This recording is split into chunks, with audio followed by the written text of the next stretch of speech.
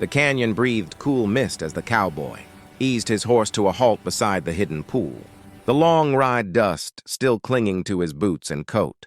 He had followed the sound of rushing water for miles, drawn by thirst and the promise of shade, never imagining a human voice would rise from the roar and stop his heart mid-step. "Cowboy, don't look! My dress is gone!" the whisper pleaded from behind the waterfall, fragile yet commanding, as if the stones themselves had spoken. He froze instantly. The waterfall spilled like a silver curtain, sunlight breaking through it in trembling shards, and behind it stood the blurred outline of a woman. He did not turn. Instead, he faced the canyon wall, fingers tightening around the brim of his hat as though it anchored him to his honor.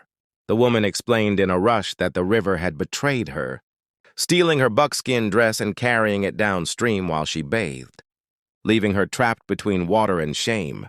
Each word came laced with urgency, but also with a quiet strength that stirred something unfamiliar in him. The cowboy spoke gently, measured, promising he would not look. He shrugged off his coat and unrolled a spare blanket from his saddle, lowering it to the stones with care, nudging it forward with his boot so his eyes never strayed. The mist dampened his sleeves, the roar of the water filling the silence between them. When she stepped forward to take the blanket, he sensed movement without seeing it, the air shifting as if the canyon itself acknowledged her presence. "Thank you," she said softly, and the words struck deeper than gratitude usually did. She warned him then, her voice firmer, that soldiers had been riding the valley, that not all men respected what he had just honored. He listened, memorizing every syllable, aware that this moment balanced on a knife's edge between danger and destiny. By the time she retreated behind the water, wrapped and safe, the whisper faded into the rush of the falls. When he finally turned, there was only empty stone and flowing water. But something had changed.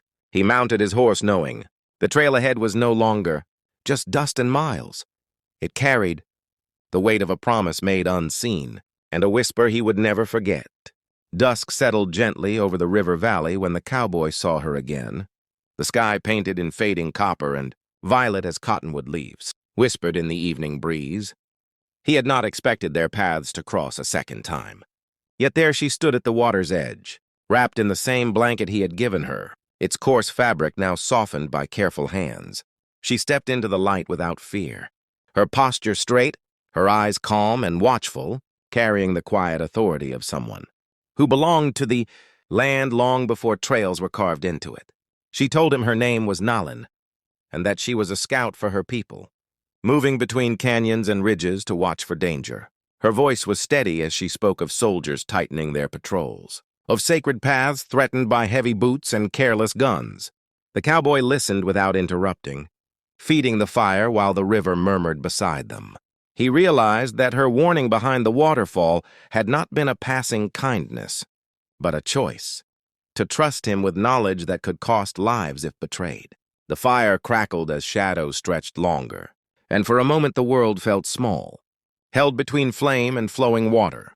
He told her his name was Cole, a drifter by necessity more than desire, a man who followed work and weather rather than roots. She studied him as if weighing the truth of his words against the set of his shoulders and the stillness in his gaze. Trust, he sensed, was not given easily to her people, nor should it be. The sound of distant hoofbeats shattered the calm, sharp and sudden. Nalin's body tensed, her hand lifting in a silent command. In one smooth motion, she moved into the reeds, disappearing as if the earth itself had opened to take her in. Cole followed without question, heart pounding as they slipped through brush and stone, the river masking their breath. Soldiers passed close enough for him to smell leather and dust, their voices careless, unaware of how near they were to vanishing lives. When the danger finally faded, they paused at the edge of the canyon. Nalin looked at him then, eyes reflecting the last firelight. "Trust is a bridge," she said quietly. "It stands only if both sides step forward." Cole nodded, understanding the weight of her words. As he rode away to draw the patrols off with a false trail, he felt the pull of her gaze and knew that the whisper behind the waterfall had grown into something far stronger, an unspoken bond sealed by choice and courage, uncertain light, as if the land itself waited to see how the choices of the past days would settle. Cole guided his horse back toward the waterfall, every hoofbeat echoing with memories of mist, whispers, and the narrow line he had chosen to walk. The false trail he had laid had worked. The soldiers had followed dust and deception deep into the Badlands, buying precious time, yet relief did not quiet his thoughts. He knew some paths, once taken, changed a man forever. Behind the waterfall, the air was cool and alive, water crashing down in endless motion. Nalin stepped from the shadows, no longer wrapped in his blanket but dressed in newly stitched buckskin. Practical and strong, marked with subtle patterns that spoke of her people and the river that sustained them. There was no urgency in her movement now, only calm resolve. She told him the patrols had turned back, confused and angry, and that her people had safely moved along the hidden route. Lives had been spared not by gunfire but by trust. They stood close enough to feel the spray on their faces, the roar of the water allowing honesty without fear of being overheard.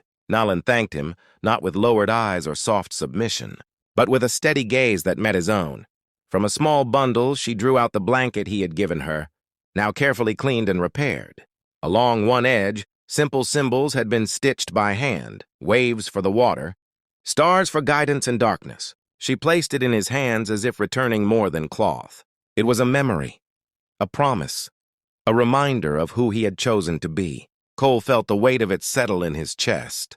He admitted he did not know where his trail would lead next, only that it would never again be blind to the lives it crossed. Nalin nodded, understanding that some journeys were meant to run parallel, not merge. The canyon had brought them together for a reason, and that reason had been fulfilled. When it was time to part, there were no grand gestures, no lingering touches. She stepped back into the mist, already becoming part of the land again, while he turned toward the open range. As Cole rode away, the sound of the waterfall followed him like a heartbeat. He knew that wherever dust and danger carried him next, he would remember this place where water met stone, and the moment when honor mattered more than fear. The trail led Cole away from the canyon and into higher country where wind combed the grass and the sky felt closer, wider, as if it could swallow a man whole. Days passed with only the creak of saddle leather and the steady rhythm of hooves to keep him company, yet the canyon never left him. At night he unfolded the stitched blanket and studied the simple signs by firelight, tracing waves and stars with calloused fingers. They reminded him that some debts were not paid with coin or bullets, but with restraint, timing, and the courage to choose another way. He heard rumors at a trading post near the ridge, soldiers regrouping, tempers short, a reward offered for information. Cole listened and said little. He traded work for supplies, then rode at dawn, leaving his tracks mixed among many. As the land opened into a long valley, he sensed he was not alone. A hawk circled once, then twice, and he smiled at the thought of unseen eyes that knew the terrain better than any map.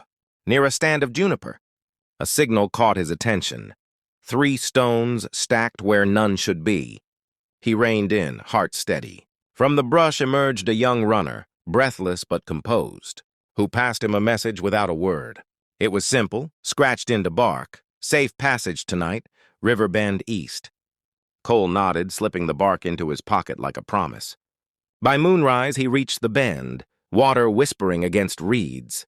Nalin appeared soundlessly, not as a surprise but as a certainty, her presence as natural as the current. She spoke of a final crossing, of elders moving before dawn, of the need for quiet time. Cole offered what he could, a diversion farther south. A campfire lit where it would draw curious eyes. They planned in murmurs, each sentence measured, every risk weighed.